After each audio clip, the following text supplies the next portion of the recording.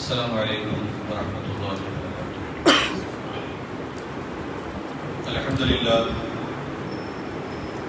لله نحمده ونستعينه ونستغفره ونستهديه ونعوذ بالله من شرور أنفسنا ومن سيئات أعمالنا.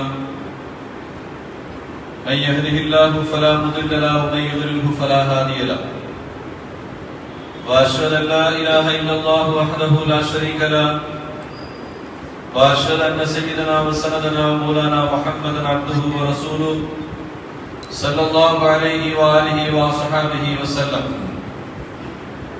قال الله تعالى في القرآن العظيم وفي الفرقان المجيد بعد أعوذ بالله من الشيطان الرجيم بسم الله الرحمن الرحيم.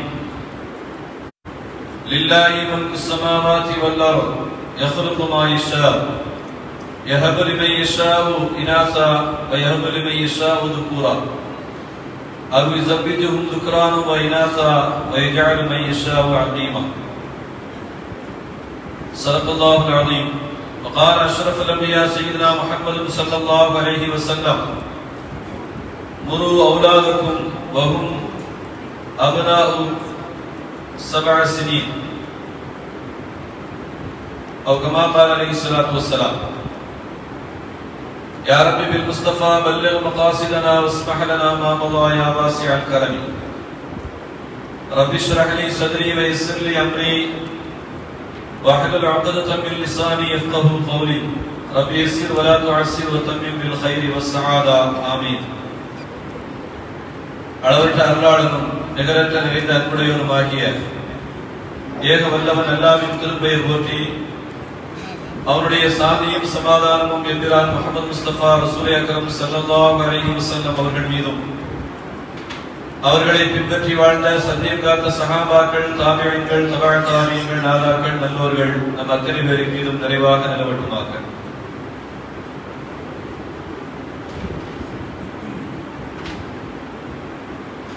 பெருமானார் ஸல்லல்லாஹு அலைஹி வஸல்லம் அவர்கள் பிறந்த தினத்தை முன்னிட்டு நடைபெறக்கூடிய 8ஆம் ஆண்டு மீலாது விழா தொடர் சொற்பொழிவின் 2ஆம் நாள் நிகழ்ச்சியிலே நாம் அமர்ந்திருக்கிறோம். ரப்புல் ஆலமீன் அல்லாஹ் பாக்கியம் நிறைந்த இந்த மாதத்தின் பொருட்டாலும் பெருமானார் ஸல்லல்லாஹு அலைஹி வஸல்லம் அவர்களின் பொருட்டாலும் நம்முடைய வாழ்க்கையில் ஏற்படக்கூடிய எல்லா விதமான தேவைகளையும் அல்லாஹ் தஆலா நிறைவேற்றி தந்தருள்வானாக. எல்லா விதமான முசீபத்துகளிலிருந்தும் கஷ்டங்களிலிருந்தும் நோய் நொடிகளிலிருந்தும் அல்லாஹ் தஆலா நம்மையும் நம்முடைய சந்ததிகளையும் காப்பாற்றி அருள்வானாக. கண்ணியத்திற்குரிய அருமையான சகோதரர்களே, பெருமானார் ஸல்லல்லாஹு அலைஹி வஸல்லம் அவர்கள் குழந்தையாக அவர்களின் வளர்ப்பு எப்படி இருந்தது, குழந்தை பருவத்திலே அவர்களுடைய நிலைப்பாடுகள் என்ன என்பதை குறித்த செய்திகளை இன்ஷா அல்லாஹ் நாம் பகிர்ந்து கொள்ளலாம். பொதுவாகவே குழந்தை பாக்கியத்தை ரப்புல் ஆலமீன் தன்னுடைய ஆற்றலுக்கு அடையாளமாக சொல்லி காட்டுகிறார். ஒரு மனிதனுக்கு குழந்தை பாக்கியத்தை தருவதை தன்னுடைய குதிரத்தாக வல்லமையாக ரப்புல் ஆலமீன் சொல்லி காட்டுகிறார். லில்லாஹி முல்கு ஸமாவாதி வல் அர்த், வானம் பூமியினுடைய ஆட்சி அதிகாரம் அனைத்துமே இறைவனுக்கு சொந்தமானது. யஹ்லுகு மா யஷாவ், என்னவெல்லாம் படைக்க நாடுகிறானோ ரப்புல் ஆலமீன் அதை அவன் படைக்கிறான். யஹபு லிமன் யஷாவ் இனாஸா, நாடியவர்களுக்கு அல்லாஹ் தஆலா பெண் குழந்தைகளை கொடுக்கிறான். நாடியவர்களுக்கு அல்லாஹ் தஆலா ஆண் குழந்தையை தருகிறான். அவ் யஸவ்விஜுஹும் ذுக்ரானும் வ இனாஸா, நாடியவர்களுக்கு அல்லாஹ் தஆலா ஆணையும் பெண்ணையும் கலந்து கொடுக்கிறான். வ யஜஅலு மன் யஷாஉ அகீமா, சிலர்களுக்கு அந்த வாய்ப்பு இல்லாமல் ஆக்கி விடுகிறான். இந்த நான்கு விஷயங்களையும் ரப்புல் ஆலமீன் சொல்ல வருவதனுடைய நோக்கம் என்ன என்றால், குழந்தை பாக்கியம் என்பது உங்களுடைய அதிகாரத்திலே உள்ளதல்ல, உங்களுடைய முயற்சியிலே உள்ளதல்ல. அது முழுக்க முழுக்க என்னுடைய ஆற்றலுக்கு உட்பட்டது. நான் யாருக்கு நாடுகிறேனோ அவர்களுக்கு தான் அந்த பாக்கியத்தை கொடுப்பேன் என்று ரப்புல் ஆலமீன் சொல்லும் விதமாக இந்த அருள்மறை வசனத்தை அமைத்திருக்கிறான் என்பதை பார்க்க முடிகிறது. அருமையான சகோதரர்களே, அல்லாஹ் தஆலா குர்ஆன் ஷரீஃபிலே குர்ரத் அய்யுன் என்கின்ற அந்த வாசகத்தை இரண்டு காரியங்களுக்காக வேண்டி சொல்கிறார், இரண்டு விஷயத்திற்காக வேண்டி சொல்கிறார். ஒன்று, நல்லடியார்கள் இப்படி துஆ செய்வார்கள். அவருடைய துஆவுடைய தொடராக ஒரு வார்த்தையை ரப்பல் ஆலமீன் சொல்கிறார், ரப்பனா ஹப் லனா மின் அஸ்வாஜினா வ ذُرِّيَّاتِنَا குர்ரத் அய்யுன்.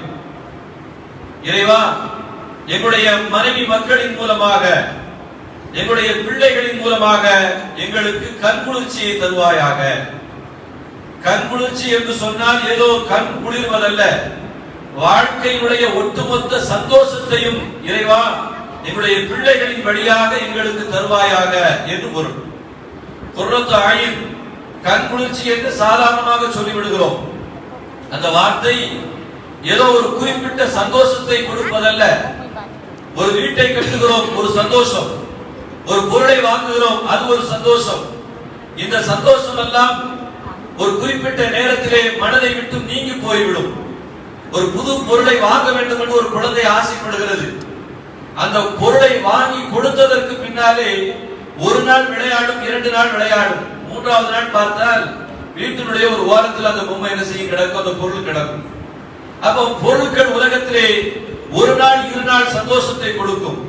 குர்ரத் அய்யுன் என்று சொன்னால் அது சாதாரண சந்தோஷம் அல்ல. வாழ்க்கை முழுவதும் ஒரு மனிதன் அணு அணுவாக மகிழக்கூடிய சந்தோஷம் இருக்கிறதே, அந்த சந்தோஷத்தை தான் குர்ரத் அய்யுன் என்று ரப்பல் ஆலமீன் குர்ஆன் ஷரீஃபிலே சொல்லி காட்டுகிறார்.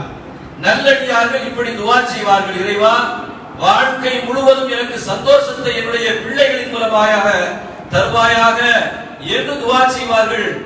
ரப்பல் ஆலமீன் சொல்லி காட்டுகிறார்.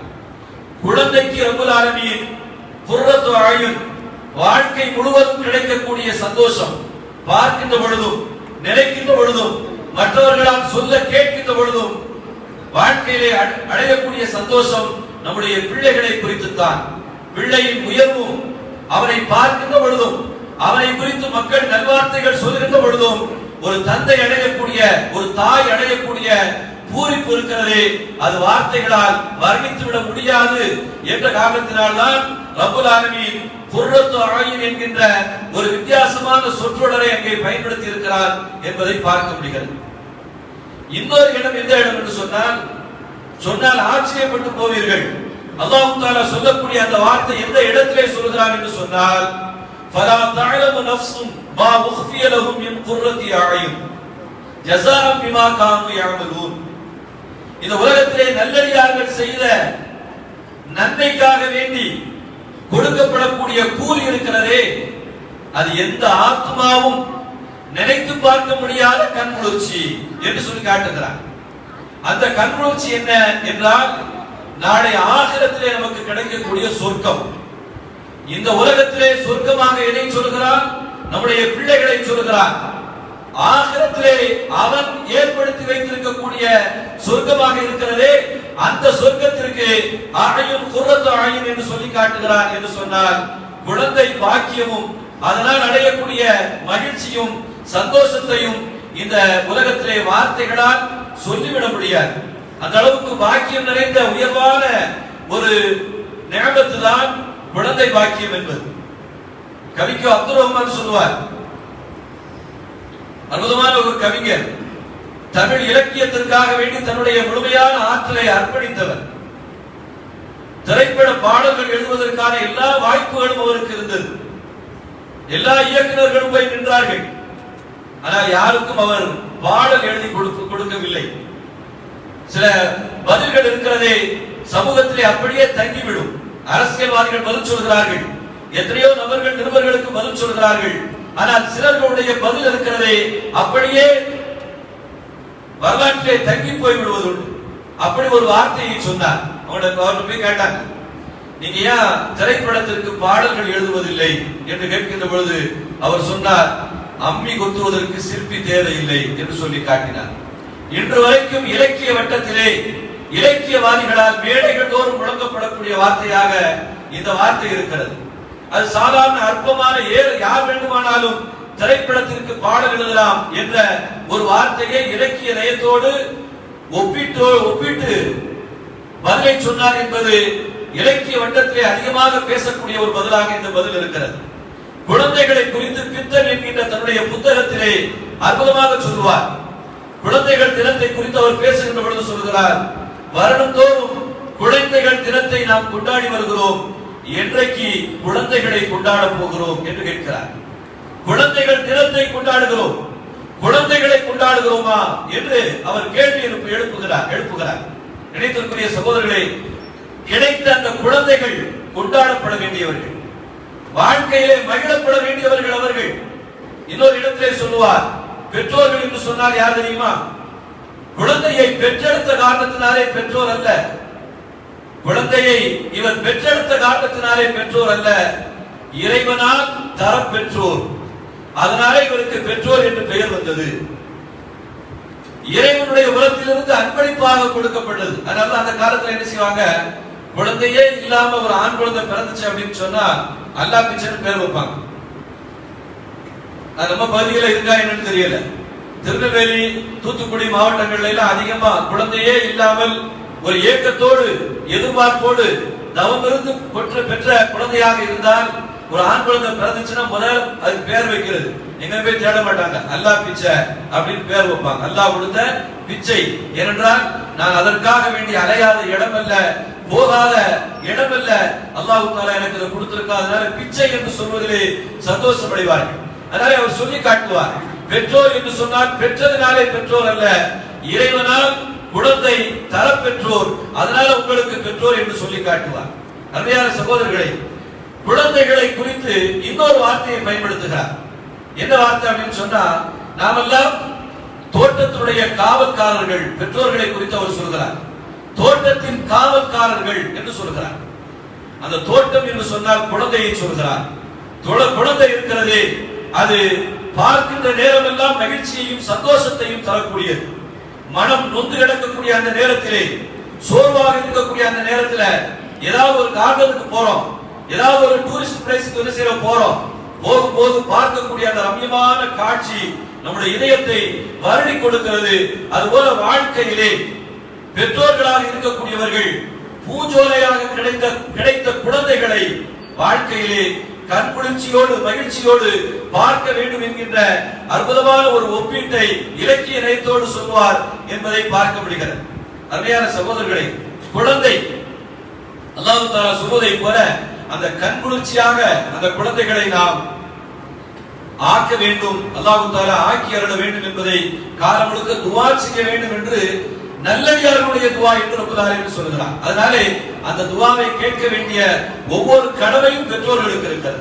நாம நல்லடியாரா இருக்கிறோம் அப்படின்னு சொன்னா பிள்ளைகள் விஷயத்திலேயும் இது போன்ற துஆக்களை கேட்க வேண்டும் என்பதை நமக்கு மார்க்கம் சொல்லித் தருகிறது. இறைவன் நமக்கு அந்த பாடத்தை சொல்லித் தருகிறான் என்பதை பார்க்கிறோம். அருமையான சகோதரர்களே, பெருமானார் ஸல்லல்லாஹு அலைஹி வஸல்லம் அவருடைய அந்த குழந்தை பருவம் எப்படி இருந்தது? இந்த உலகத்திலே பெருமானார் ஸல்லல்லாஹு அலைஹி வஸல்லம் அவர்கள் பிறந்த ஆண்டு இருக்கிறது வரலாறு. ஸல்லல்லாஹு அலைஹி வஸல்லம் அவருடைய வார்த்தையால் சொன்னால் அந்த ஹதீஸ்.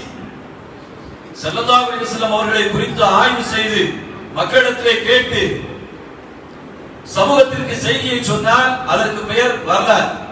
ரசூலுல்லாஹி ஸல்லல்லாஹு அலைஹி வஸல்லம் அவருடைய 40 ஆண்டு கால வாழ்க்கை முழுவதும் வரலாறாக சொல்லப்பட்டிருக்கிறது.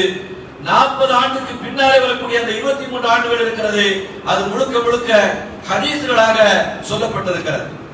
வரலாறு அதை தவிர்த்து விட்டு ஒரு மனிதனுடைய நிலைகளை பேச முடியாது. ரப்பல் ஆலமீன் அல்லாஹ் பெருமானார் ஸல்லல்லாஹு அலைஹி வஸல்லம் அவருடைய வாழ்க்கையை, வரலாற்றை காலம் முழுக்க பாதுகாக்க வேண்டும் என்பதற்காக வேண்டி இந்த சமூகத்திற்கு அளித்திருக்கிறார் என்பதை பார்க்க முடிகிறது. அந்த அடிப்படையிலே ஸல்லல்லாஹு அலைஹி வஸல்லம் அவர்கள் பிறந்த அந்த ஆண்டு இருக்கிறது 571 கிபி 571 ஏப்ரல் மாதம் 20ஆம் தேதி திங்கட்கிழமை அதிகாலையிலே ஸல்லல்லாஹு அலைஹி வஸல்லம் அவர்கள் பிறந்தார்கள் என்கின்ற வரலாற்று குறிப்பை பார்க்க முடிகிறது. இதெல்லாம் நாம் தெரிந்து வைக்க வேண்டிய ஒரு செய்தி. ஒரு காலத்துக்கு முன்னால் நம்முடைய பேச்சாளர்கள் எல்லாம் அதிகமாக சொல்லிவிட்டு சென்றார்கள். அமிதாப் பச்சன் ஒரு ஆளு குரோர்பதி நடத்தினாரா இல்லையா? ஒரு முஸ்லிம் அவர் கேட்ட எல்லா கேள்விகளுக்கும் பதில் சொல்லிவிட்டார். கடைசியிலே ஒரே ஒரு கேள்வி, அது முஸ்லிமாக இருக்கின்ற காரணத்தினாலே அவனுடைய மதம் சார்ந்து கேட்டால் அந்த கேள்விக்கு இலகுவாக பதில் சொல்லி விடுவான். அதனாலே இலகுவான கேள்வியாக இருக்க வேண்டும் என்பதற்காக வேண்டி அவனுடைய மார்க்கம் சார்ந்து அந்த மார்க்கத்தை உருவாக்கிய நபிகள் நாயகம் சார்ந்து கேட்க வேண்டும் என்பதற்காக வேண்டி கேட்டார். எல்லா கேள்விக்கும் பதில் சொல்லிட்ட, ஒரே ஒரு கேள்வி உனக்கு தெரிந்த கேள்வியாகவே பதிலாகவே நான் கேட்கிறேன் என்று சொல்லிவிட்டு கேட்டார். முகமது நபி எப்பொழுது பிறந்தார்? உலகத்தையே கரைத்து முடித்தவன், எல்லா கேள்விகளுக்கும் உடனுக்குடன் பதில் சொன்னவன். இந்த கேள்விக்கு அவனால் பதில் சொல்ல இயலவில்லை. அந்த வாய்ப்பை அவன் இழந்தான் என்கின்ற ஒரு செய்தி நாம் வாழுகின்ற காலகட்டத்திலேயே படித்த செய்தியாக இருக்கிறது. கணிதத்துக்குரிய அருமையான சகோதரர்களே, அதனாலே பெருமானார் ஸல்லல்லாஹு அலைஹி வஸல்லம் அவருடைய வாழ்க்கை என்று சொல்கிறோம். அந்த வாழ்க்கையினுடைய பிரதான கூறு அவர்கள் எப்பொழுது பிறந்தார்கள்? 571 ஏப்ரல் 20ஆம் தேதி திங்கட்கிழமை அதிகாலையிலே பிறந்தார்கள் என்பதை பார்க்க முடிகிறது. ஒரு குழந்தை பிறக்கின்ற பொழுது ஒவ்வொரு குடும்பத்திலேயும் ஒரு குழந்தை ஒரு வித்தியாசமான நிலைகளை ஏற்படுத்தும். கஷ்டத்திலே வாழுகின்ற பொழுது ஒரு குழந்தை பிறக்கிறது ஒரு ஆணுக்கு. அவனுக்கு அப்பொழுது வேலை வாய்ப்பை தேடிக் கொண்டிருந்தான். குழந்தை பிறந்த மாத்திரத்திலேயே வேலை வாய்ப்புக்கான வழி திறந்து விடப்படுகிறது. வீடு கட்ட வேண்டும் என்று ஆசைப்பட்டுக் கொண்டிருந்தான். பொருளாதாரம் இல்லை. குழந்தை பிறந்த மாத்திரத்திலே வீடு கட்டுவதற்கான அல்லது மனை வாங்குவதற்கான அல்லது எதை லட்சியமாக கொண்டிருந்தானோ அதற்கான வாய்ப்பு அந்த குழந்தை பிறந்த உடனே கிடைக்கிறது என்று சொன்னால் அந்த குழந்தை அந்த குடும்பத்துடைய குதூகலம். இறப்பு வரைக்கும் அந்த தந்தை சொல்லிக் கொண்டே இருப்பான். எல்லா நேரத்திலையும் எல்லா இடத்திலையும் சொல்லிக் கொண்டே இருப்பான், இந்த குழந்தை எனக்கு ராசியான குழந்தை, என்னுடைய வாழ்க்கையிலே வளத்தை சேர்த்த குழந்தை, மகிழ்வை தந்த குழந்தை என்று அவன் இறப்பு வரைக்கும் சொல்லிக் கொண்டே இருப்பதை பார்க்க முடிகிறது. ஒரு குடும்பத்திலே சாதாரணமாக ஒரு வீட்டிற்கும் ஒரு காருக்கும் ஒரு வாய்ப்பை வழியை ஒரு பிறப்பின் வழியாக ஏற்படுத்தி கொடுத்த காரணத்தினாலே காலம் முழுக்க மறக்க முடியாத குழந்தையாக அந்த குழந்தை இருக்கிறார் என்று சொன்னார். ஸல்லல்லாஹு அலைஹி வஸல்லம் அவர்கள் பிறந்த அந்த ஆண்டிற்கு அரபுலகத்தில் என்ன பெயர் தெரியுமா? ஆமுல் ஃபத்ஹி வல் பஹ்ஜா என்று பெயர். ஸல்லல்லாஹு அலைஹி வஸல்லம் அவர்கள் பிறக்கக்கூடிய அந்த சூழ்நிலை எப்படி இருக்கிறது என்று சொன்னால் கடுமையான பஞ்சம் அரபுலகத்திலே தலைவிரித்தாடுகிறது. மக்காவிலே மாத்திரமல்ல, ஒட்டுமொத்த அரபுலகத்திலேயும் மிகப்பெரிய பஞ்சத்திலே அந்த தேசமே பீடிக்கப்பட்டிருக்கிறது. மழை இல்லை, தண்ணீர் இல்லை, விவசாயம் இல்லை. ஒட்டுமொத்தமாக பொருளாதாரத்தை முடக்கி வைக்கக்கூடிய அளவுக்கு ரப்பல் ஆலமீன் மழையை நிறுத்திவிட்டார். ஒரு கொரோனா எப்படி உலகத்துடைய ஒட்டுமொத்த பொருளாதாரத்தையும் முடக்கி மக்களை நிர்கதியாக ஆக்கி வைத்திருக்கிறதோ அதுபோல ரப்பல் ஆலமீன் அரபுலகத்தை பெருமானார் ஸல்லல்லாஹு அலைஹி வஸல்லம் அவர்கள் பிறக்கக்கூடிய அந்த நேரத்திலே மிகப்பெரிய ஒரு பஞ்சத்தை ஏற்படுத்தினார். பொதுவாகவே ஒரு உயர்ந்த குலத்திலே பிறக்கக்கூடிய குழந்தை சமூகத்தினுடைய கவனத்தை பெறும். நிச்சயமாக அது நமது ஊராக இருந்தாலும் எதுவாக இருந்தாலும் எந்த இடமாக இருந்தாலும் ஒரு உயர்ந்த குடும்பத்திலேயோ ஒரு கண்ணியமான நபருக்கோ ஒரு நிகழ்வோ ஒரு குழந்தையோ பிறக்கிறது என்று சொன்னால் ஒட்டுமொத்த ஊருடைய கவனத்தையும் பெறும். குறைஷி வம்சத்திலே ஒரு பிறக்கக்கூடிய குழந்தை என்ற காரணத்தினாலே ஒட்டுமொத்த அரபுலகத்துடைய கவனத்தையும் அந்த குழந்தை எடுக்கிறது. பெருமானார் ஸல்லல்லாஹு அலைஹி வஸல்லம் அவர்கள் பிறக்கிறார்கள். பிறந்ததற்கு பின்னாலே அரபுலகத்தை வாடி வளைத்துக் கொண்டிருந்த அந்த வறுமை நீங்குகிறது. மிகப்பெரிய ஒரு மழை பொழிகிறது. அதற்கு பின்னாலே பொருளாதாரம் எல்லா வகையிலேயும் மேம்பாட்டை அடைகிறது. அதனாலே அந்த மக்கள் அந்த ஆண்டிற்கு அவர்கள் பெயர் வைத்த பெயர் என்ன தெரியுமா? ஆமுல் ஃபத்ஹி வல் பஹ்ஜதி, வெற்றியின் ஆண்டு, மகிழ்ச்சிக்குரிய ஆண்டு என்று சொல்லி காட்டினார்கள். வெற்றியின் ஆண்டு, மகிழ்ச்சிக்குரிய ஆண்டு என்று சொல்லி காட்டினார்கள். அந்த அளவுக்கு மிகப்பெரிய ஒரு மாற்றத்தை இந்த உலகத்திலே பிறக்கின்ற பொழுது வளத்தையும் செழிப்பையும் வறுமையையும் போக்கி இந்த உலகத்திற்கு வந்தார்கள் என்பதை பெருமானார் ஸல்லல்லாஹு அலைஹி வஸல்லம் அவருடைய வாழ்வியலிலே பார்க்க முடிகிறது. அதனால்தான் பலர்கள் சொல்வார்கள், ரசூலுல்லாஹ்வுடைய வரலாற்றை இவ்வளவு தெளிவாக சொல்கிறார்களே அப்பொழுது பதிவு செய்யப்பட்டதா என்றெல்லாம் சொல்வார்கள். பெருமானாருடைய பிறப்பை ரப்பல் ஆலமீன் ஒவ்வொரு காலகட்டத்திலேயும் அடையாளப்படுத்தியே வந்திருக்கிறார்.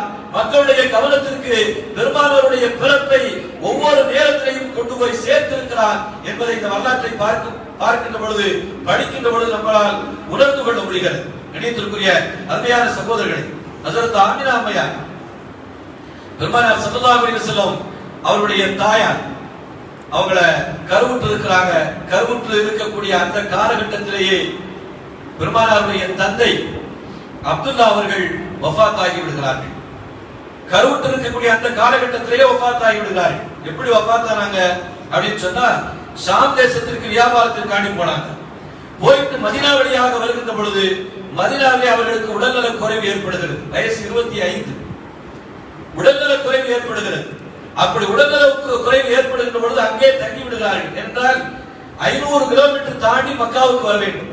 அதனாலே மதீனாவிலேயே தங்கி விடுகிறார்கள். அல்லாஹ் தஆலா எவ்வளவு பெரிய ஏற்பாடு செய்யறான் பாத்தீங்களா? எவ்வளவு பெரிய ஏற்பாடு அது. அந்த மரணம் ஒரு சிறிய வயதில் ஏற்பட்டிருந்தாலும் கூட காலங்கள் தாண்டி நாம் இன்று யோசிக்கின்ற பொழுது அந்த மரணத்திலே ரப்பல் ஆலமீன் ஒரு பொருத்தத்தை வைத்திருக்கிறார் என்பதை பார்க்க முடிகிறது. மதீனாவிலே நோய்வாய்ப்பட்டு அங்கே இருந்து அங்கேயே வஃபாத் ஆகிறார்கள், அங்கேயே அடக்கம் செய்யப்படுகிறார்கள். பெருமானார் ஸல்லல்லாஹு அலைஹி வஸல்லம் அவர்கள் தந்தை அடக்கம் செய்யப்பட்ட இடத்திற்கே ரப்பல் ஆலமீன் அந்த இடத்திலே கொண்டு போய் வாழ வைக்கிறார். அதான் அங்கே மிகப்பெரிய ஒரு ஒற்றுமை.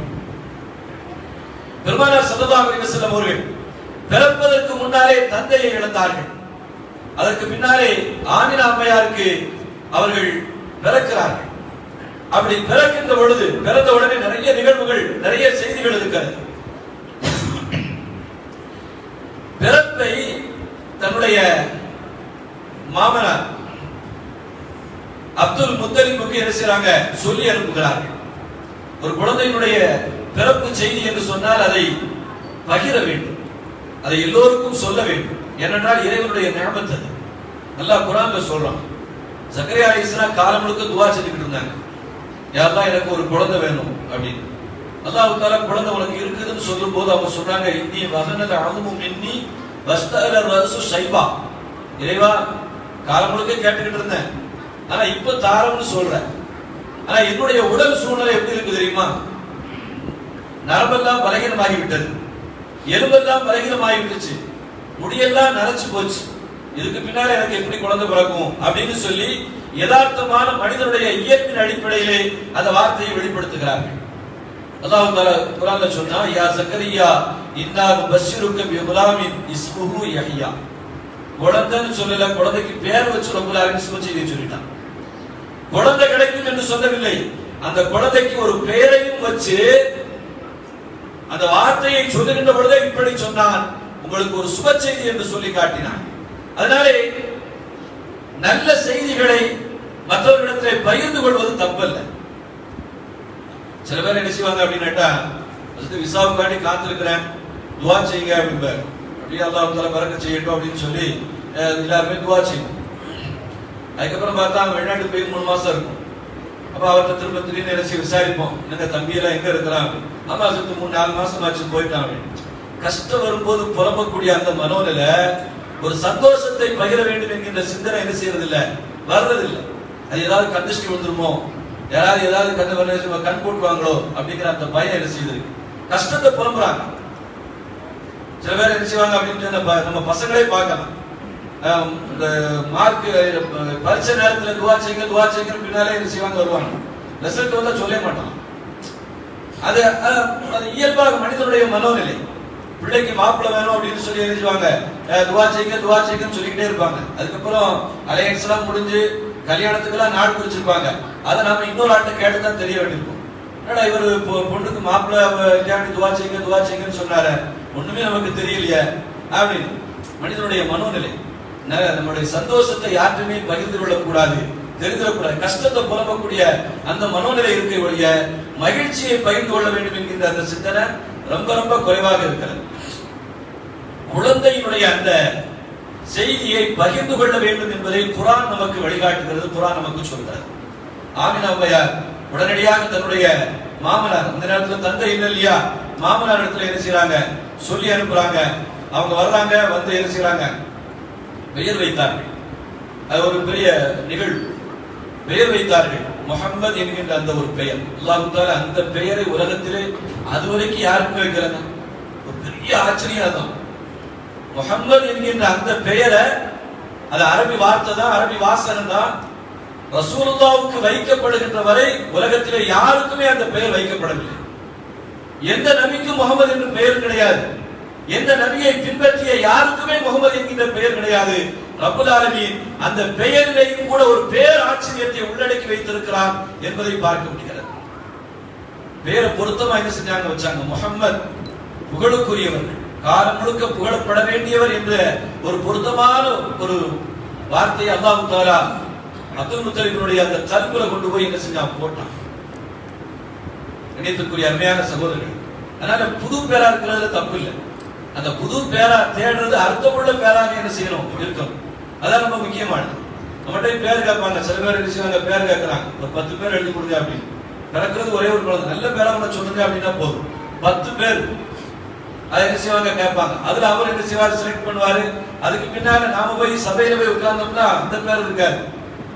10 பேர் எங்கேயுமே இல்லாத ஒரு பேரா இருக்கணும் அப்படின்னு சொல்லி நாம அரபி டிக்ஷனரி எல்லாம் புரட்டி ஊர்ல அந்த பேர் இருக்கக்கூடாது, இந்த பேர் புது பேரா இருக்கட்டுமே, அர்த்தத்தோட இருக்கட்டுமே நம்ம சொல்லி காட்டினோம்னா சபையிலவே உட்கார்ந்தோம்னா அவர் ஒரு சுரியானி மொழியில ஒரு பேரை சொல்லுவார். அது நமக்கே ஆச்சரியமா இருக்கு. நம்ம சுத்தி சுத்தி வந்தானே, பேரை கேட்டுட்டே இருந்தானே, சபையில வந்து வேற ஒரு பேரை சொல்றானே அப்படின்னு நமக்கு ஆச்சரியமா இருக்கு. அது என்ன அப்படின்னு அதுக்கப்புறம் அவங்க அங்க நெட்ல அடிச்சாங்க, இங்க இன்டர்நெட்ல போட்டாங்க, அது இந்த பேர் செட் ஆகலையா, வேற ஒரு பேர் தேர்ந்தெடுத்திருக்காங்க அப்படின்னு என்ன செய்வாங்க, சொல்லக்கூடிய சூழ்நிலையை பாருங்க. இணையத்திற்குரிய அருமையான சகோதரர்கள், ஆகிசமான இந்த டைம் பாஸ் காட்டியே வச்சிருப்பாங்க. சும்மா இருக்காம தெரியுது, பாக்குறதுக்கு சும்மா தானே இருக்கான், நாலு கைத்து தொட வரான்னு சும்மா மற்ற நேரம்லாம் குப்புறப்படுத்தி கிடப்போம் போல தெரியுது, ஏதாவது ஒரு வேலையை கொடுப்போம் அப்படின்னு சொல்லி என்ன செய்யறது, பேர்களை கேட்கறது அப்படின்னா வைப்பாங்க. இணையத்திற்குரிய அருமையான சகோதரர்கள், நல்ல பேரை கேட்கறது தப்பு இல்லை. அது நல்ல பேருன்னு சொன்னதுக்கு பின்னால அதை அவாய்ட் பண்றது இருக்குது இல்லையா, அதான் ஒரு பெரிய வேதனையாக என்ன செய்யும் இருக்கும். பெருமானார் ஸல்லல்லாஹு அலைஹி வஸல்லம் அவர்களுக்கு வைக்கப்பட்ட அந்த முஹம்மது என்கின்ற பெயர் இருக்குது இல்லையா, உலகத்துல அதுவரைக்கும் யாருக்குமே வைக்கப்படாமல் இருந்தது. பெருமானார் ஸல்லல்லாஹு அலைஹி வஸல்லம் அவருடைய வரலாற்றிலே ஒரு பேர் ஆச்சரியத்திற்குரிய ஒரு செய்தியாக என்ன செய்கிறது இருக்கிறது. அல்லாஹ் தஆலா யாருக்கும் அந்த சிந்தனையை கொண்டு வந்து சேர்க்கவே இல்லை. முதலாக அப்துல் முத்தலிபுக்கு மாத்திரம் தான் அந்த சிந்தனையை கொண்டு வந்து சேர்ந்தார் என்பதை பார்க்க முடியும். நல்ல பேர்கள் வைக்கணும், அர்த்தமுள்ள பேராக இருக்க வேண்டும், யாருக்கும் வைக்காத பேராக இருக்க வேண்டும் என்று எதிர்பார்க்க கூடாது. பெருமானார் ஸல்லல்லாஹு அலைஹி வஸல்லம் ரொம்ப அற்புதமா சொன்னாங்க, பெயருக்கும் அந்த மனிதனுக்கும் பொருத்தம் இருக்கிறது, ஒரு தொடர்பு இருக்கிறது. இஸ்முக்கும் முசம்மாவுக்கும், பெயருக்கும் பெயர் வைக்கப்பட்ட அந்த மனிதனுக்கு மத்தியிலே நெருங்கிய தொடர்பு இருக்கிறது என்று ஸல்லல்லாஹு அலைஹி வஸல்லம் அவருடைய வார்த்தைகளிலே பார்க்க முடிகிறது. ஸல்லல்லாஹு அலைஹி வஸல்லம் ஒரு மலையை கடந்து போனாங்க, 2 மலை. ரசூலுல்லாஹ் கேட்டாங்க, இது மலைக்கு பேர் என்ன, எல்லா மலைக்கு பேர் இருக்குமா இல்லையா? அப்ப அங்க சொன்னாங்க, இது வந்து முஹசி, இது ஃபாதி, இது கேவலப்படுத்தக்கூடியது, அது கேவலமான மலை அப்படின்னு பேர் வச்சிருந்தாங்க. ஸல்லல்லாஹு அலைஹி வஸல்லம் இந்த பாதை வேண்டாம், வேற பாதை வழியா என்ன செய்வோம், போவோம் அப்படின்னு சொன்னாங்க. அப்ப தவறான அர்த்தத்திலே வைக்கப்பட்ட ஒரு இடத்திலே கடந்து செல்வதை கூட ஸல்லல்லாஹு அலைஹி வஸல்லம் அவர்கள் தவிர்த்திருக்கிறார்கள் என்று சொன்னால், காலம் முழுக்க உச்சரிக்கப்படக்கூடிய அந்த பேரு நல்ல பேராக இருக்க வேண்டும் என்பதை கவனத்திலே கொள்ள வேண்டும். ஹஜ்ரத் உமர் ரலியல்லாஹு தஆலாவுடைய காலத்துல ஒரு இளைஞர் தன்னுடைய அத்தாவை அடிச்சிட்டார். அத்தா வந்து யார்கிட்ட கம்ப்ளைண்ட் பண்றாரு, உமர் ரலியல்லாஹு தஆலா அவங்கள்ட்ட வந்து கம்ப்ளைண்ட் பண்றாரு. என்னப்பா இப்படி அத்தாவை அடிச்சிட்டாங்க அப்படின்னு சொல்லி இளைஞரை கூப்பிட்டு கேட்கும் போது, ஆமா அடிச்சேன். ஏன்பா அடிச்ச? அவர் எனக்கு தகப்பனாவே இருக்கல அப்படின்னு. என்ன அப்படின்னு சொல்லி கேட்கும்போது, எனக்கு ஒரு நல்ல பேர் வச்சிருக்காரான்னு கேளுங்க அப்படின்னு. பார்த்தா ரொம்ப மோசமான அர்த்தத்தில் உள்ள பேரா இங்க செய்து. அப்ப ஒரு கணவனாக ஒரு தந்தையாக இருக்கக்கூடியவர் பிள்ளையினுடைய பெயரிலிருந்தே அந்த கவனத்தை கொண்டு வர வேண்டும். பிறப்பின் துவக்கத்திலேயே அந்த கவனம் தந்தைக்கு இருக்க வேண்டும். அப்பதான் இருக்க குரத்தைனா இருக்கும். உள்ள ஊர்ல எல்லாரும் பெற்றாங்க, நம்மளும் பெற்றுட்டோம் அப்படின்னு நினைச்சு நம்ம அத்தான்னு சொல்லிக்கிட்டு இருக்கிறது அர்த்தம் கிடையாது. அந்த பிள்ளையினுடைய ஒவ்வொரு அசைவிலையும் நம்முடைய கவனம் இருக்கிறதா, நம்முடைய சிந்தனை இருக்கிறதா, எந்த விதத்திலே அந்த குழந்தையை ஊருக்கு முன்னாலே நாம் பார்க்க வைக்க போகிறோம், ஒப்படைக்க போகிறோம் என்கின்ற அந்த சிந்தனை பிள்ளைகளுடைய விஷயத்துல என்ன செய்திருக்கும். பெருமானார் ஸல்லல்லாஹு அலைஹி வஸல்லம் காலத்துல ஒரு தடவை ஒரு ஒட்டகையில பால் கறக்கும். ஸல்லல்லாஹு அலைஹி வஸல்லம் கேட்டாங்க, மை யஹ்லபு, இங்க பால் கறக்கிறது யாரு அப்படின்னு சொன்னோட ஒரு சஹாபி இருந்தார். அப்போ ரசூலுல்லாஹ் கேட்டாங்க, உன் பேர் என்ன என்று கேட்டாங்க. முர்ரா அப்படின்னு சொன்னார். முர்ரான கசப்புன்னு பேர். ரசூலுல்லாஹ் சொன்னாங்க, இஜ்லிஸ், உட்கார் அப்படின்ட்டாங்க. பட்டு நீ பாக்குறது போக்கோ உட்கார் அப்படின்னு. சரதாரிஸ்ல வேற யாராவது இருந்தீங்க அப்படின்னு சொன்ன உடனே அப்போ ஒரு ஆள் இருச்சார், உங்க பேர் என்ன? யஈஷு அப்படின்னு. நீங்க பாருங்க அப்படின்னா யஈஷுனா நல்ல வாழ்க்கை வாழ்பவர் என்று பொருள். அப்போ ஸல்லல்லாஹு அலைஹி வஸல்லம் அவர்கள் வைக்கின்ற அந்த பெயரிலேயே ஒரு நல்ல சுப செய்தியை, நல்ல அர்த்தத்தை எதிர்பார்த்திருக்கிறார்கள் என்பதை பார்க்க முடிகிறது. அருமையான சகோதரர்கள், அதனால நல்ல பெயர்களை குழந்தைகளுக்கு சூட்டுவது என்பது குழந்தைக்கு நாம் செய்யக்கூடிய முக்கியமான கடமைகளிலே ஒன்று என்பதை நாம் கவனிக்க வேண்டும். அந்த வகையிலே பெருமானார் ஸல்லல்லாஹு அலைஹி வஸல்லம் அவர்களுக்கு சூட்டப்பட்ட அந்த பெயர் இருக்கிறதே, கியாமத் நாள் வரைக்கும் உலகத்திலே முஸ்லிமாக மாத்திரமல்ல இஸ்லாத்தை தூற்றக்கூடியவனும் கூட அந்த வார்த்தையை சொல்லாமல் அவன் சாக மாட்டான் என்கின்ற அளவுக்கு ஒரு அர்த்தமுள்ள பெயரை அவன் வெறுப்பிலே சொன்னாலும் கூட சொல்லக்கூடிய வார்த்தையின் அர்த்தம் இருக்கிறது, புகழுக்குரியவர் என்று சொல்லிவிட்டுத்தான் அவர் இந்த உலகத்தை விட்டு செல்கிறான், ரசூலை தூற்றுகிறான் என்பதை பார்க்க முடிகிறது. கலைஞர் கருணாநிதி சொல்வாரா இல்லையா, வாழ்த்தினாலும் தூற்றினாலும் ஒழிக என்று சொன்னாலும் வாழ்க என்று சொன்னாலும் என்னுடைய பெயரை சொல்கிறார்கள் என்பதிலே சந்தோஷம் என்று சொல்வாரே. அதுபோல யாராக இருந்தாலும் முஹம்மது என்று சொல்லிவிட்டாலே அதனுடைய அர்த்தம் தான் வெளிப்படுமே ஒழிய, அந்த அர்த்தம் தான் பிரதிபலிக்குமே ஒழிய, அவர் எவ்வளவு வெறுப்பிலே சொன்னாலும் கூட அந்த பெயர் அசிங்கத்திற்குரிய பெயராக, அருவருப்புக்குரிய உண்டான பெயராக நிச்சயமாக ஆகிவிடார். அதனாலே நல்ல பெயர்களை தேர்வு செய்து வைக்க வேண்டும் என்கின்ற அடிப்படையிலே அப்துல் முத்தலிப் அவர்கள் மிக அற்புதமான, மிக சரியான பெயரை வைத்திருக்கிறார்கள் என்பதை பார்க்க முடிகிறது. கிதாப்களிலே சில இமாம் பெருமக்கள், ஹதீஸ்கள் அல்ல, இமாம் பெருமக்கள் சொல்கிறார்கள், குழந்தை பாக்கியம் இல்லாதவர்கள் எனக்கு குழந்தை பிறந்தால் முஹம்மது என்கின்ற பெயர் வைப்பேன் என்கின்ற நியத்தோடு அந்த குழந்தையை எதிர்பார்த்தால் ரப்பல் ஆலமீன் குழந்தை பாக்கியத்தை தருவார் என்று அனுபவபூர்வமாக சொன்ன பல்வேறு செய்திகளை இமாம் பெருமக்கள் கிதாபுகளிலே பதிவு செய்திருக்கிறார்கள் என்பதை பார்க்க முடிகிறது. அதனாலே நல்ல நியத்தும் நல்ல சிந்தனையும் ஒரு எதிர்பார்ப்பும் இறைவனோடு இணைந்த சிந்தனையாக இருக்கின்ற பொழுது அல்லாஹ் தஆலா அந்த நியமத்தை எல்லா மக்களுக்கும் கொடுப்பார் என்பதிலே சந்தேகம்.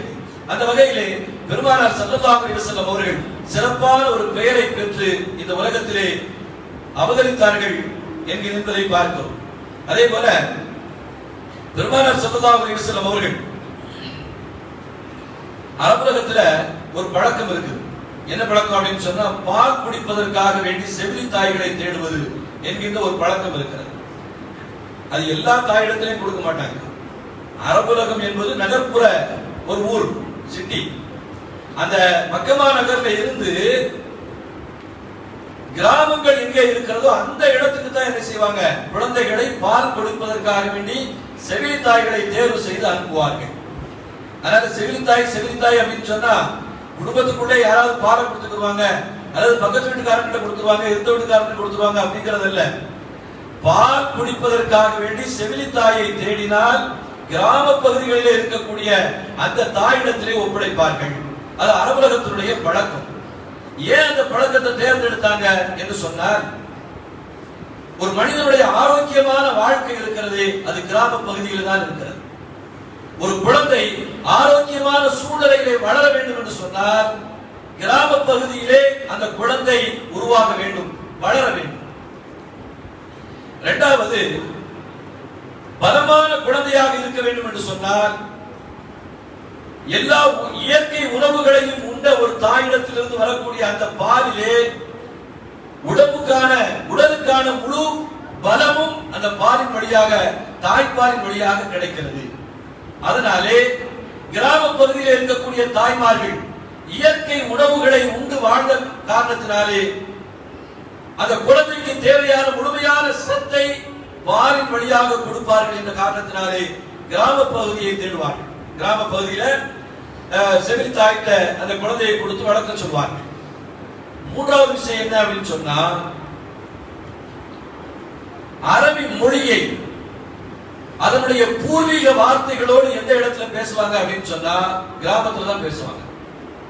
இன்னைக்கு மொழியியல் வல்லுநர்கள் அந்த மொழியை பாதுகாக்கணுங்கிறதுக்காக வேண்டி அதனுடைய பூர்வீகமான சொற்களை தேடுவதற்கு கிராம பகுதிகளில் போய் என்ன செய்வாங்க, பேச்சு கொடுப்பாங்க. நீங்க நிறைய அந்த தமிழ் மொழி ஆர்வலர்களை பார்க்கலாம். புத்தகங்கள் எழுதியிருப்பாங்க. கல்வெட்டுல என்ன வார்த்தை பேசப்பட்டிருக்கு, என்ன வார்த்தை எழுதப்பட்டிருக்கு, அந்த காலத்து மக்கள் எதை பேசினார்கள், அந்த வார்த்தை எங்கே இப்பொழுது பயன்படுத்தப்படுகிறது என்று தேடி பார்த்தால் அது கிராமங்களிலே தான் அந்த வார்த்தை பயன்படுத்தப்படும்.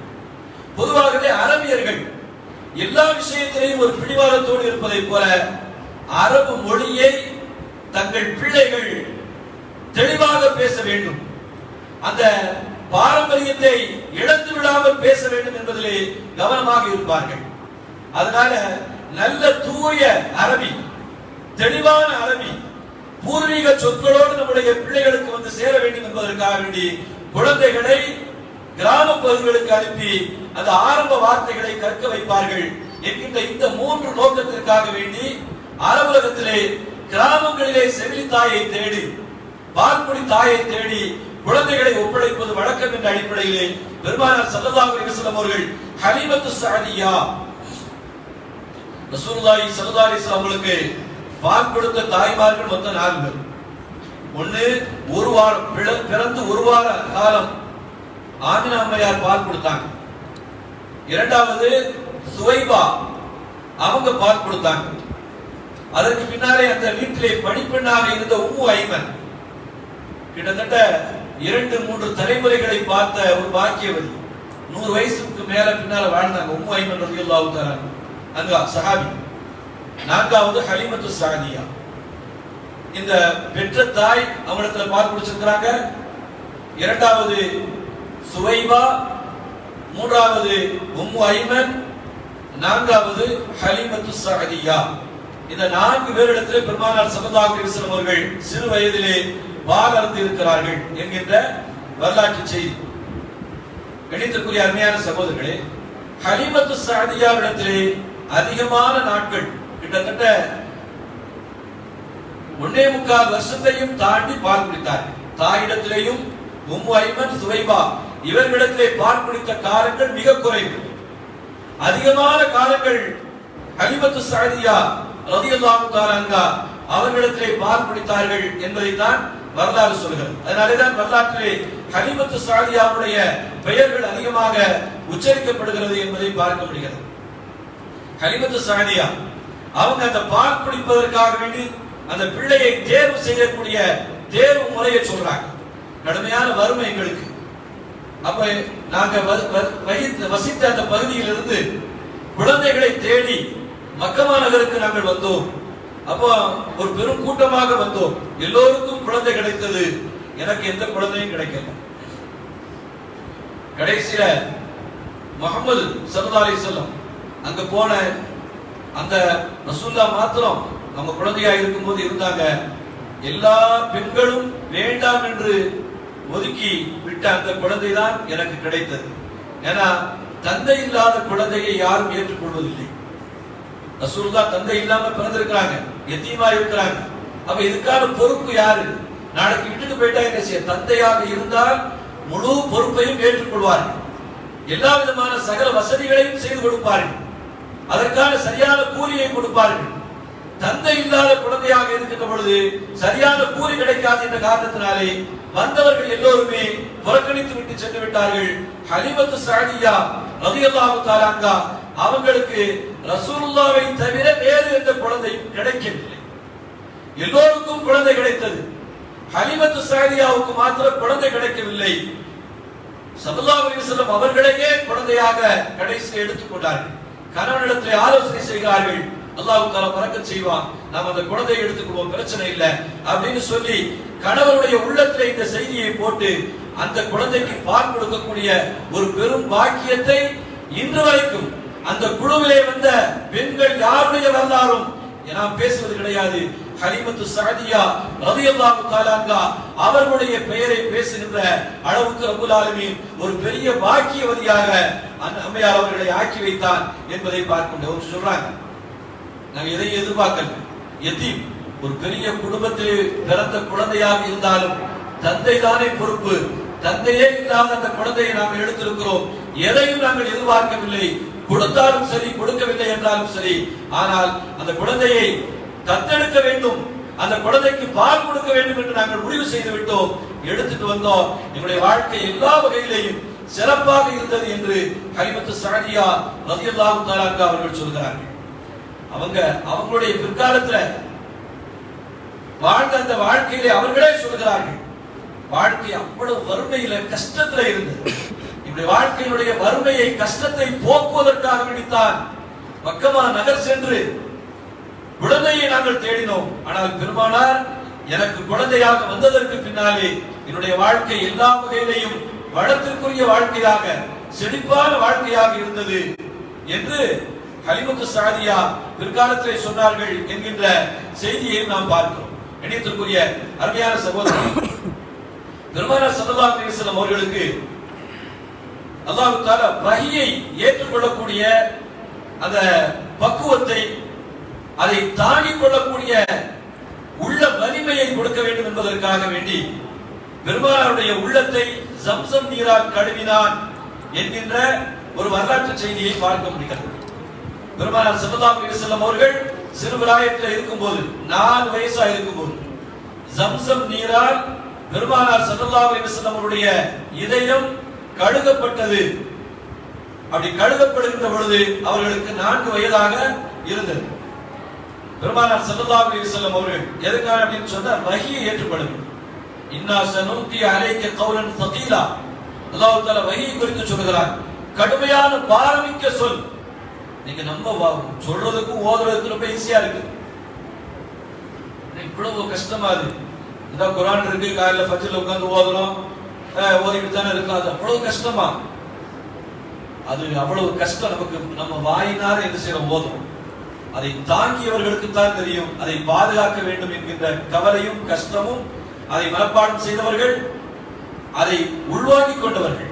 அல்லாஹ் குர்ஆன்ல இன்னொரு இடத்துல சொல்றான், இன்னா அரதனல் அமானத அலஸ் ஸமாவாதி வல் அர்த் வல் ஜிபால் ஃபஅபைனா யஹ்மிலஹா வஅஷ்ஃபக்ன மின்ஹா வஹமலஹல் இன்சான்.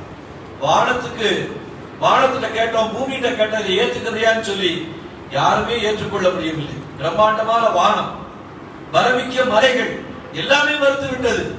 ஆனால் பெருமானார் ஸல்லல்லாஹு அலைஹி வஸல்லம் அவர்கள் அதை ஏற்றுக்கொண்டார்கள் என்று சொன்னால் அது எவ்வளவு வரமிக்க ஒரு வார்த்தையாக இருக்கும். அந்த வார்த்தைகளை ஏற்றுக்கொள்ளக்கூடிய அளவுக்கு உள்ளத்திலே வலிமை வேண்டும் என்பதற்காக வேண்டி ரப்பல் ஆலமீன் ஜம்சம் நீரால் கழுவினான் என்கின்ற செய்தியை நாம் பார்க்கிறோம். அருமையான சகோதரர்களே, இன்னைக்கு நம்முடைய உள்ளத்தை கழுவினா நல்லா இருக்கும். நிறைய உள்ளங்கள் அழுக்கடைஞ்சு போய் வன்மத்தால், குரோதத்தால், புறம் பேசுறதால், எல்லா விஷயத்திலையும் மிக மோசமான இதயத்தை பெற்றவர்களாகத்தான் இன்று நாம் என்ன செய்ய வாழ்ந்துகிட்டு இருக்கோம். தொழுகையாளிகளா இருக்கிறாங்க, மற்ற எல்லா விஷயத்திலையும் கவனமா இருக்கிறாங்க. ஆனா உறவுகளுடைய விஷயத்தை பார்த்தா கடுமையான கோபம் வரும். அடுத்தவர்களை பற்றி பேசக்கூடிய சூழ்நிலையை பார்க்கின்ற பொழுது உள்ளங்கள் இப்படியெல்லாம் செத்து போய்விட்டதோ என்று யோசிக்கின்ற அளவுக்கு இருக்கிறது.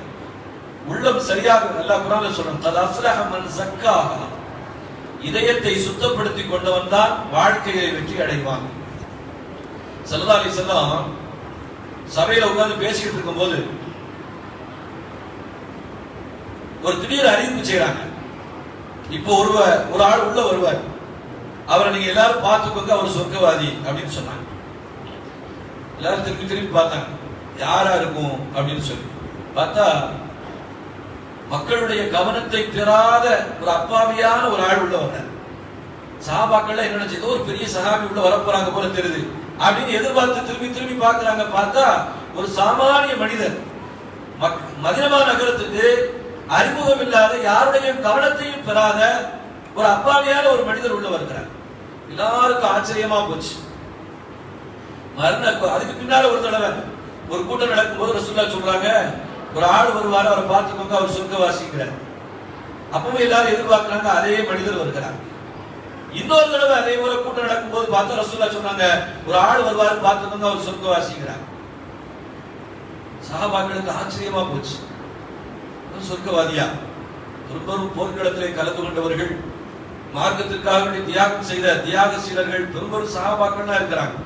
அப்படிப்பட்ட யாருக்கும் அந்த அறிவிப்பு செய்யாம சாமானிய ஒரு ஆள், அவருக்கு ரசூலுல்லாஹ் இப்படி அறிவிப்பு செய்யறாங்களே. அப்துல்லாஹ் இப்னு உமர் ரலியல்லாஹு தஆலா அன்ஹு அவன்கிட்ட போய் கேட்டாங்க, உங்க வீட்டுல ஒரு 3 நாள் தங்கிக்கிறட்டுமா அப்படின்னு. வாங்கல, தங்கலாம். போய் விருந்தாளியா 3 நாள் கேட்டு விருந்தாளியா வர்றோம்னு சொல்லி போய் தங்கினாங்க. 3 நாள் ஒவ்வொரு நேரத்தையும் அப்படியே அவருடைய அசைவுகள் அத்தனையும் கண்காணித்துக் கொண்டே இருந்தார்கள். எந்த விசேஷமான எந்த அமலையும் செய்யல. அவர் 5 நேரம் தொலை வர்றாரு, வீட்டுக்கு போறாரு, இயல்பான ஒரு வாழ்க்கையை வாழ்ந்து கொண்டே இருக்கிறார். 3 நாள் கழிஞ்சு போச்சு. புறப்பு வரும்போது எதுக்கு வந்தேங்கிறத சொல்லல. அப்போ அப்துல்லாஹ் இப்னு உமர் ரலியல்லாஹு தஆலா கேட்டாங்க, ரசூலுல்லாஹி ஸல்லல்லாஹு அலைஹி வஸல்லம் உங்களை சொர்க்கவாசின்னு சொன்னாங்களே, இவ்வளவு உயர்வான அந்தஸ்தை பெறுகின்ற அளவுக்கு உங்கள்கிட்ட என்ன அமல் இருக்குதுங்கிறத தெரிஞ்சுக்கிறேனுங்கிறதுக்காண்டி தான் வந்தேன். ஆனா அப்படி ஒரு விசேஷமான அமலை நீங்க என்ன செய்யல, செஞ்ச மாதிரி எனக்கு தெரியல, இயல்பாக வாழ்ந்து கொண்டு இருக்கிறீர்கள். அப்போ அந்த தோழர் சொன்னாரு, என்கிட்ட எந்த அமலும் சிறப்பான அமல்னு ஒண்ணு கிடையாது, ஆனா என்கிட்ட ஒரு நல்ல தன்மை இருக்குது, யாரை குறித்தும் கெட்ட என்ன நான் நினைக்க மாட்டேன், யாரை குறித்தும் தவறாக நினைக்க மாட்டேன், யாரை குறித்தும் என்னுடைய உள்ளத்துல வன்மம் கிடையாது என்று சொன்னார். பாருங்க, உள்ளம் சார்ந்த ஒரு தூய்மையான உள்ளத்தை பெற்ற காரணத்தினாலே பெருமானார் ஸல்லல்லாஹு அலைஹி வஸல்லம் அவருடைய வாயால் ஒரு பெரும் சுபச்செய்தியை சொல்கின்ற அளவுக்கு அவருடைய வாழ்க்கை இருந்திருக்கிறது. அதனால உள்ளத்தை சீர்படுத்திக் கொள்வதுதான் மார்க்கத்தை கேட்பதனுடைய மிக முக்கியமான ஒரு கூறாக இருக்கிறது. பெருமானார் ஸல்லல்லாஹு அலைஹி வஸல்லம் அவருடைய உள்ளம் ஜம்சம் நீரால் கழுவப்பட்டது எதற்காக? குர்ஆனுடைய அந்த வார்த்தைகளை தாங்கிக் கொள்ள வேண்டும் என்பதற்காக வேண்டி கழுவப்பட்டது.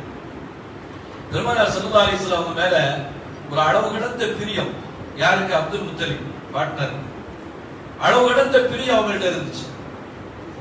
மற்ற பேர பிள்ளைகள்லாம் நிறைய உண்டு என்றாலும் கூட, ஏன்னா அப்துல் முத்தலிப்புக்கு 10 பிள்ளைங்க.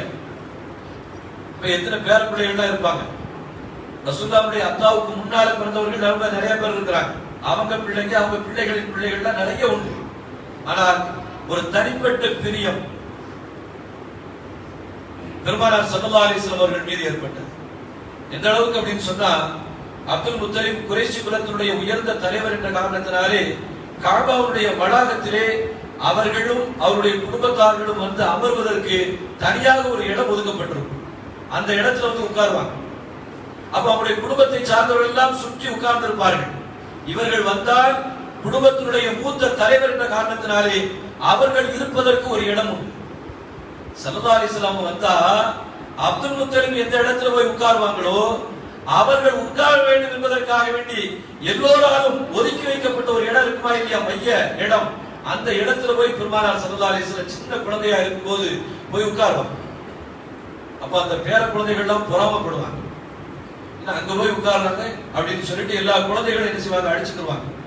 ஆனா அப்துல் முத்தலிப் அந்த இடத்திலே வந்து உட்கார்கின்ற பொழுது பெருமானார் ஸல்லல்லாஹு அலைஹி வஸல்லம் அவர்களை கட்டி அணைத்துக் கொண்டு தன்னுடைய மடியிலே வைத்துக் கொண்டு எல்லோரிடத்திலையும் பேசிக் கொண்டிருப்பார்கள். ஒரு பொறாமை இருக்கத்தானே செய்யும். யூசுப் அலைஹிஸ்ஸலாம் ஒரு பெரிய கஷ்டத்தை சந்திச்சாங்கன்னு என்ன காரணம் அப்படின்னு கேட்டா, அத்தாவுடைய தனிப்பட்ட பிரியத்தை அவர்கள் பெற்றார்கள்.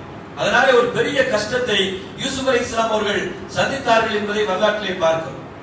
ஆனா அத்தா ஒரு தனிப்பட்ட ஒரு நபர் மீது பிரிய வைக்கிறார் என்று சொன்னால் அது அல்லாஹ்வுடைய அருள் ஒன்று. இன்னொன்று, அப்படி பிரிய வைப்பதற்கு ஏதோ ஒரு காரணம் நம்மிடத்திலே இல்லாத ஒன்று நம்முடைய தம்பியிடத்திலேயோ நம்முடைய அண்ணனிடத்திலேயோ இருக்கிறது என்பதை உணர்ந்து கொண்டால் எந்த பிரச்சனையும் இருக்காது.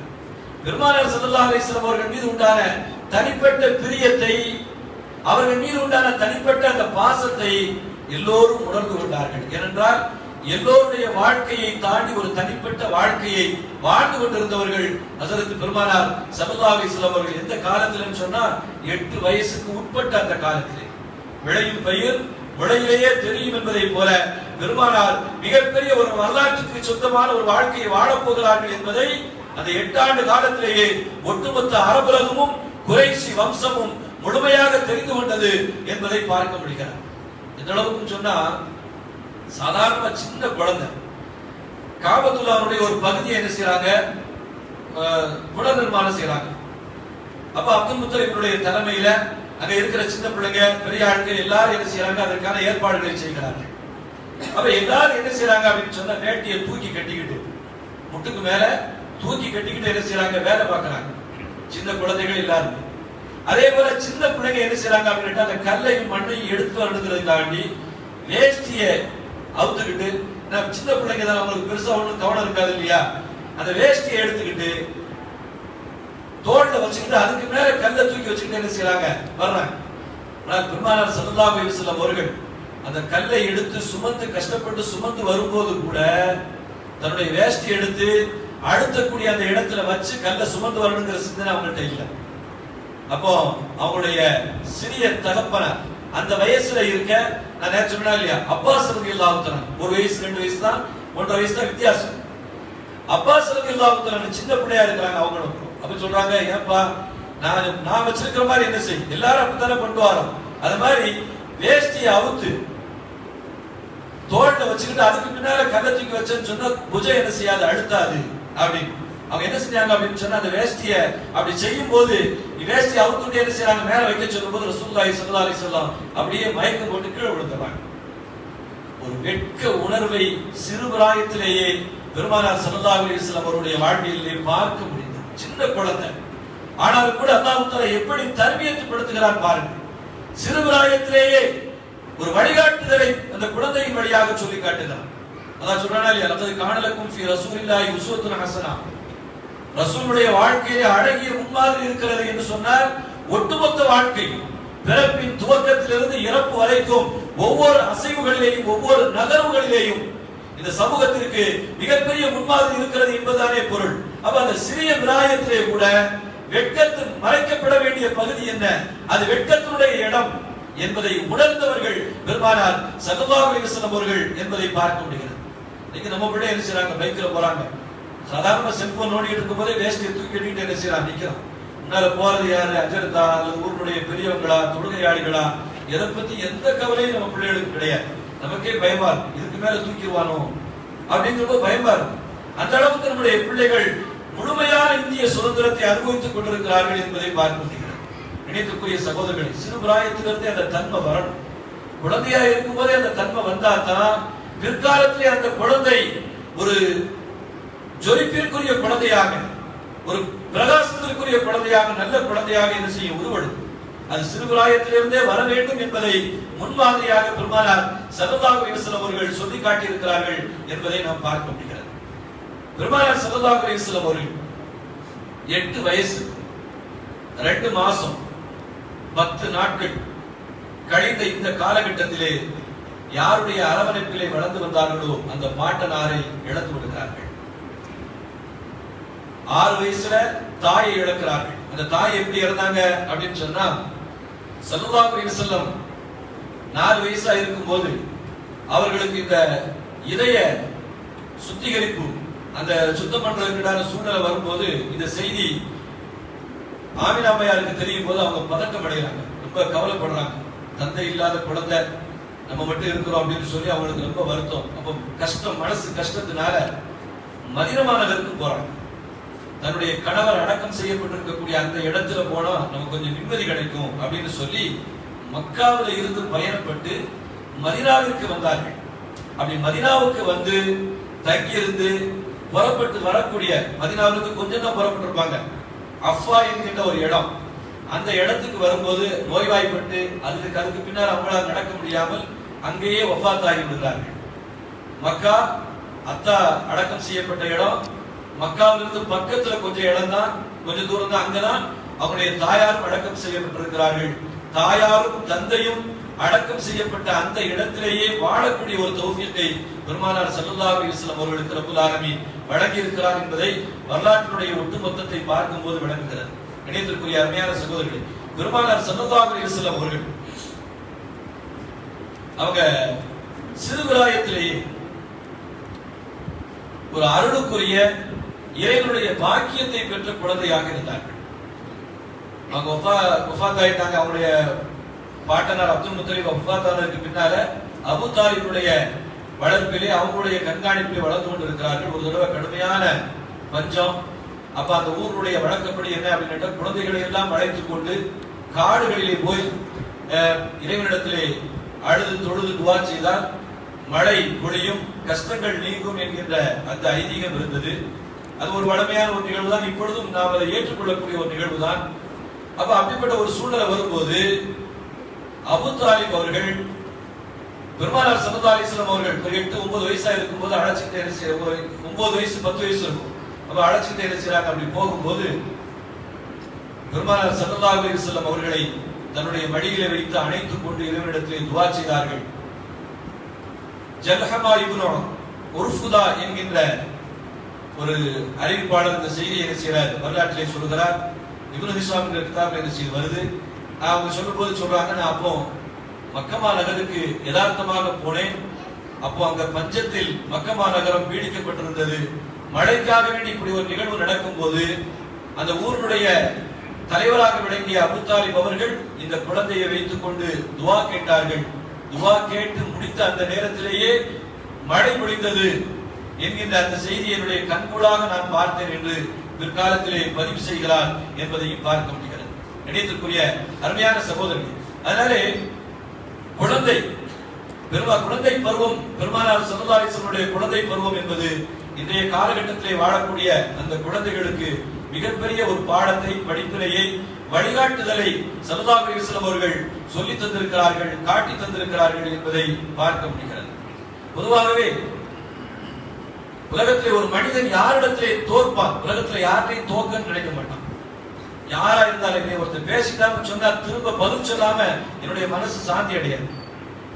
யாரிடத்திலையும் எந்த இடத்திலையும் எந்த நேரத்திலையும் தோற்றுவிடக் கூடாது என்பது மனிதனுடைய மிக முக்கியமான கூறு. அந்த சிந்தனை எல்லாருக்கும் இருக்கும். அவனால் இயங்க முடியாது என்றாலும் கூட கோபத்தை தன்னுடைய முகத்திலே காட்டி விடுவான். நீ செய்தது தவறு, உன்னை எதிர்த்து நிற்கிறேன் என்று தன்னுடைய முகத்திலே கூட காட்டி விடுவான். தன்னுடைய தோல்வியை யாரும் எந்த நேரத்திலையும் ஏற்றுக்கொள்ளவும் மாட்டார்கள். தோல்வி அடைய வேண்டும் என்று நினைக்கவும் மாட்டார்கள். அப்படி தோல்வி அடைந்தால் வாழ்க்கையில ஒரு பெரிய அவமானம் என்று நினைக்கக்கூடியதுதான் மனிதனுடைய இயல்பான எண்ணம். ஆனால் வாழ்க்கையிலே தோல்வி அடைவதை சந்தோஷமாக நினைக்கிற ஒரு ஜீவன் இருக்கிறார் என்று சொன்னால் அது தந்தை தான். உலகத்தில் யாரிடத்திலையும் தோல்வி அடைந்து விடக்கூடாது. ஆனால் பிள்ளை இடத்திலே தோல்வி அடையலாம். அதை மகிழ்ச்சியோடு ஏற்றுக்கொள்ளக்கூடிய மனோபாவம் ஒரு தந்தை இடத்திலே நிச்சயமாக உண்டு. சாதாரணமா சொல்லும் போதே சொல்லுவோம், என்னங்க இந்த மாதிரி இருக்கிறாங்க, என்ன செய்ய, தோளுக்கு மேல வளர்ந்துட்டான்னு சொல்லுவாங்க.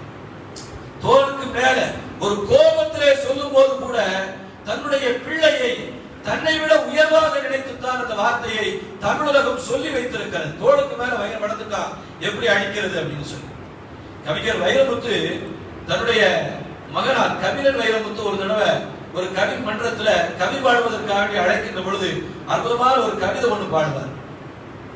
என்ன அப்படின்னு சொன்னா, தமிழுக்கு உன்னை வார்க்க நினைக்கிறேன், தாயகம் உன் குரல் கேட்க நினைக்கிறேன், உன்னையும் கவிஞனாக பார்க்க நினைக்கிறேன், உன்னிடம் மட்டுமே தோற்க நினைக்கிறேன் என்று சொல்லி காட்டுவார். அதனால ஒரு தந்தை தன்னுடைய பிள்ளை இடத்திலே தோற்பது இருக்கிறது, அது உலகத்துல அது மகிழ்ச்சி, சந்தோஷம்.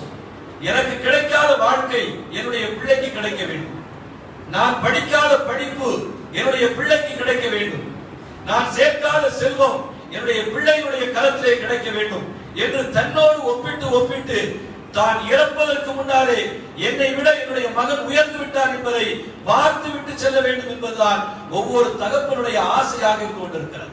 அதாவது நேரத்தை சொன்னேன், பிள்ளைகள் எப்படி நினைக்கிறார்கள் என்று சொன்னால், என்னுடைய தந்தை பைக்கின் வழியாக எனக்கு தெரிய வேண்டும், என்னுடைய தந்தை செல்போனின் வழியாக எனக்கு தெரிய வேண்டும், என்னுடைய தந்தை எனக்கு கொடுக்கக்கூடிய பாக்கெட் மணியாக தெரிய வேண்டும் என்றுதான் இந்த காலத்துடைய பிள்ளைகள் நினைக்கிறார்களே ஒழிய, தந்தையெல்லாம் எப்படி பார்க்கிறார்கள் என்றால் பொருளாக பார்க்கிறார்கள், தன்னுடைய தேவைக்கான அடையாளமாக பார்க்கிறார்களே ஒழிய தந்தையினுடைய யதார்த்தத்தை உணராத குழந்தைகளாக இன்றைய காலத்தினுடைய குழந்தைகள் இருக்கின்ற காரணத்தினால்தான் பிள்ளைகளை பார்த்து கண்குளிர்ச்சியோடு கண்ணீர் வடிக்க வேண்டிய பல தந்தைகள் கண்ணீர் உஷ்ணத்தால் கண்ணீர் வடிக்கக்கூடிய ஒரு சூழ்நிலையை பெற்றோர்களுடைய கண்களில் இருந்து பார்க்க முடிகிறது. ஒரு பெரிய மிகப்பெரிய ஒரு அவலம். வாழ்க்கையிலேயே மிகப்பெரிய சோகம் என்னவென்று சொன்னால், ஒரு பிள்ளையை நினைத்து தந்தை கண்ணீர் வடிக்கிறார் என்று சொன்னால் அதை விட ஒரு சோகம், அதை விட ஒரு அவமானம், அதை விட ஒரு கேவலம் நிச்சயமாக பிள்ளைகளுக்கு கிடையவே கிடையாது. அப்படி ஒரு சூழ்நிலை வருவதற்கு முன்னாலே தந்தை இறந்து விட வேண்டும் அல்லது பிள்ளை இறந்து விட வேண்டும். இப்படி ஒரு காட்சியை பிள்ளையின் காரணமாக தந்தை வெறுப்பால், வேதனையால், கவலையால் கண்ணீர் வடிக்கிறார் என்று சொன்னால் அது உலகத்தை அழிக்கக்கூடிய ஒரு பேர் ஆபத்து. என்று சொன்னால் பெருமானார் ஸல்லல்லாஹு அலைஹி வஸல்லம் சொல்லுவாங்க, கியாமத் நாள் வருவதற்கான ஒரு அடையாளங்கள் ஒன்று என்ன அப்படின்னு சொன்னா, தந்தைக்கும் மகனுக்குமான இடைவெளி அதிகமாகிவிடும். நண்பர்களோடு ஐக்கியமாகி விடுவார்கள். இன்னைக்கு நாம பார்க்கலாம், அத்தாவோடு யாராவது தொலை வர்றாங்களா பிள்ளைங்க, தொலை வர்றாங்க, நம்ம பிள்ளைங்க அந்த உட்கார்ந்து இருக்கிறாங்க, தொலை வருவாங்க, ரொம்ப சந்தோஷம் தான். ஆனா என்னைக்காவது அத்தா கூட வரணும்னு நினைக்கிறாங்களா? இல்ல அத்தா உட்கார்ந்து இருக்கிற இடத்துல போய் பக்கத்துல போய் உட்காரணும் அப்படின்னா அவன் வரும்போதே ஒரு கூட்டத்தோடு வருவான். அப்படி ஒரு இடத்த பிக்ஸ் பண்ணி அங்கேயே உட்கார்ந்துக்கிறன்னு தான் நினைப்பாங்களே ஒழிய நம்முடைய அத்தா பக்கத்துல போய் உட்காரணும் என்கின்ற அந்த சிந்தனை இருக்கிறதா கிடையாது. சொன்னாங்க இது கியாமத் நாளுடைய அடையாளம் என்று சொன்னார்கள். தந்தையை தூரமாக்கி நண்பனை பக்கத்திலே வைத்துக் கொள்வான், இது கியாமத் நாளுடைய அடையாளம் என்று சொல்லி காட்டினார்கள். அந்த காட்சியை தான் பார்க்க முடிகிறது.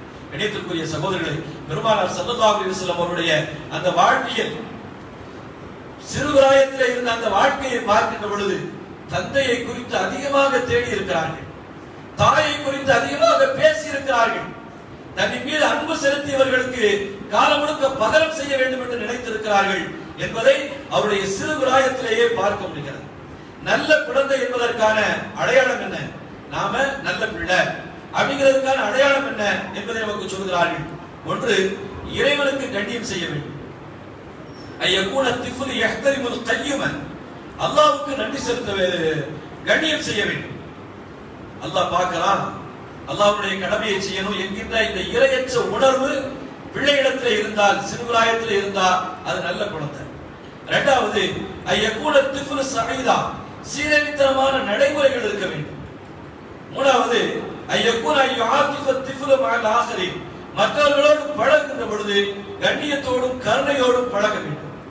ஒரு கடு சொற்களை தவிர்க்க வேண்டும். அசிங்கமான ஆபாசமான வார்த்தைகளை பயன்படுத்துவதை நிறுத்த வேண்டும். நல்ல வார்த்தைகளை பயன்படுத்துவது இருக்கிறது நல்ல குழந்தைகளுக்கான அடையாளம். அதே போல இம்திசால் அவாமிரி வன் நவாஹி, பெற்றோர்களுடைய ஏவல்கள் விலக்கல்கள் எல்லாவற்றையும் எடுத்து நடக்கும். அத்தா நமக்கு சொன்னா அது நன்மைக்காக வேண்டி, எந்த சிந்தனை இருக்கக்கூடாது. ஒரு நல்ல பிள்ளை என்பதற்கான அடையாளம் என்ன தெரியுமா? அத்தா அடித்தாலும், என்னை பார்த்து சிரித்தாலும், கோபப்பட்டாலும் அது என் நன்மைக்காக வேண்டி என்கின்ற சிந்தனை எந்த பிள்ளைகளுடைய உள்ளத்தில் இருக்கிறதோ அவன் நல்ல பிள்ளை. வாழ்க்கையில எந்த நேரத்திலையும் அல்லாஹ் தஆலா அவனை கைவிடவே மாட்டான். ஒரே ஒரு செய்தி என்ன அப்படின்னு சொன்னா, நம்முடைய அமல்கள் ஏற்றுக்கொள்ளப்பட வேண்டும் என்று சொன்னால் அல்லாஹ் ஒரு இடத்துல சொல்றான், உலாயிக அல்லதீன நதகப்பலு மின்ஹும் அஹ்ஸன மா அமிலு வ நதஜாவஸு அன் ஸய்யாத்தி. அல்லாஹ் சொல்லிக்கிட்டே எங்க வர்றான் அப்படின்னு சொன்னா, பெற்றோர்களுக்கு உபகாரம் செய்யுங்கள், பெற்றோர்களை மதியுங்கள் என்று சொல்லக்கூடிய அந்த இடத்துல அல்லாஹ் தஆலா இபாதத்துகள் ஏற்றுக்கொள்ளப்படும் என்று சொல்றான். அப்ப ஒரு குழந்தை, ஒரு பிள்ளை தன்னுடைய பெற்றோரிடத்தில் எப்படி நடந்து கொள்கிறான் என்பதை கவனித்துத்தான் அவன் வாழ்க்கையிலே செய்யக்கூடிய இபாதத்துகள் கூட இறைவனிடத்திலே அங்கீகாரத்தை பெறுகிறது.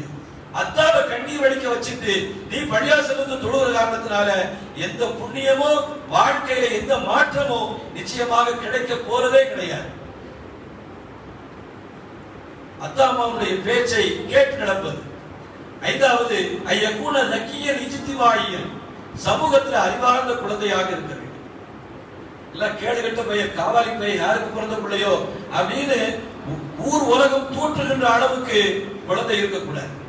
நல்ல பிள்ளை அப்படின்னு சொல்லி 4 பேருடைய வாயில வரக்கூடிய அந்த வார்த்தை இருக்கிறதே, அதுதான் ஊர் செய்யக்கூடிய துவா.